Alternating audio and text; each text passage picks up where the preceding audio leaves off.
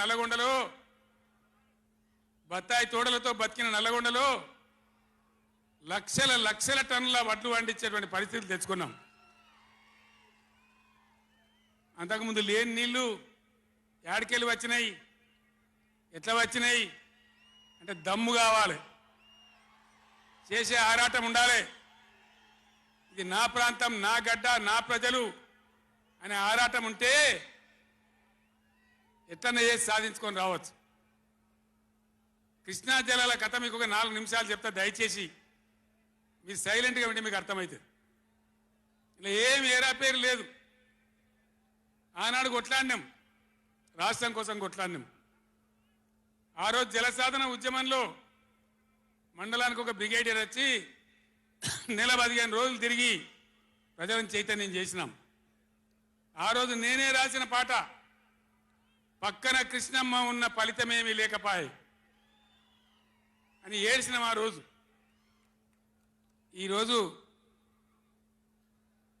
గోదావరి కృష్ణ కలిపి బ్రహ్మాండంగా నీళ్లు తెచ్చుకునే ప్రయత్నాలు చేసుకుంటా ఉన్నాం. దగ్గర పడ్డాయి. భువనగిరి దగ్గర బస్వాపురం ప్రాజెక్ట్ కంప్లీట్ అయింది.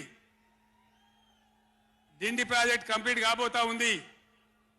పాలమూరు ఎత్తిపోతల కోసం నోళ్లు తెరుచుకొని చూస్తూ ఉన్నారు దేవరకొండ, మునుగోడు వగైరా ప్రాంతాల ప్రజలు. పైన పాలమూరు ఎత్తిపోతలు అయితే పాలమూరుతో పాటు రంగారెడ్డి, వికారాబాద్ జిల్లాల ప్రజలు చూస్తూ ఉన్నారు మాకు ఎప్పుడు వస్తే నీళ్ళని. 80% పనులు పూర్తయినాయి. ఎవ్వరు సహకరించకున్నా ఇదే కాంగ్రెస్ మరియు ఇతర పార్టీల నాయకులు 100ల కొద్ది కేసులు వేసినా ఈ 10 ఏళ్ళు పంటి బిగున్న ఒంటి బిగున్న కొట్లాడుతూ అటు కేంద్రంతో కొట్లాడుతూ ముందుకు తీసుకొని పోయినాం. ఆనాడున్న కాంగ్రెస్ గవర్నమెంటు, తెలంగాణ ఇచ్చిన కాంగ్రెస్ గవర్నమెంటు ఆ రోజు ఒక్క ఏడాది కోసం తాత్కాలికంగా సర్దుబాటు చేసుకోండి, ఆ తర్వాత ఎవరి వాట వాళ్ళకు వస్తుందని చెప్పింది. ఆనాడుగా బిల్లు పాస్ కావాలి, తెలంగాణ రావాలి, ఇది ఒక ఆటంకం కాకూడదని సరే కానివ్వండి తర్వాత చూసుకుందామని చెప్పినాం. ఆ తర్వాత ఢిల్లీలో పోయి మోడీ ప్రభుత్వం వచ్చింది. వాళ్ళని ఎన్ని 100ల ఉత్తరాలు రాసినాం. అయ్యా మేము మునిగిందే నీళ్ళలో నాశనం అయిపోయినా, మా బతుకులు ఆగమైపోయినాయి, వెంటనే నీళ్ళ పంపిణీ చేయండి, ట్రిబ్యునల్కి వేయండి అని అడిగినాం. వేయలే. వేయకపోతే సుప్రీంకోర్టుకు పోయినాం. సుప్రీంకోర్టుకు పోయి తగాదా పెట్టినాం. ఆ తర్వాత కూడా వేయలే. తర్వాత ఒక రోజు మళ్ళీ మీటింగ్ జరిగితే నేను గట్టిగా నిలదీస్తే మీరు కేసు బంద్ చేయండి, మేము ట్రిబ్యునల్కి ఇస్తామని చెప్పినారు.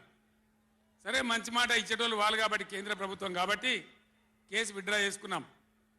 ఆ తదనంతరం వెయ్యలే ట్రిబ్యునల్ తొందరగా. 100 ఉత్తరాలు రాసిన నేను.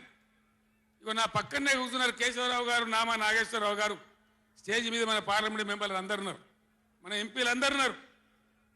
లోక్సభను స్తంభింపజేసినాం. మా ఎంపీ రంజిత్ రెడ్డి, ప్రభాకర్ రెడ్డి కూడా అప్పుడు ఎంపీగా ఉండే. నేను చెప్పిన మీరు ఏమైనా మంచిదే కొట్టాడునని చెప్తే 1 వారం రోజులు లోక్సభ జరగనీయలే. అట్లా కొట్లాడినాం.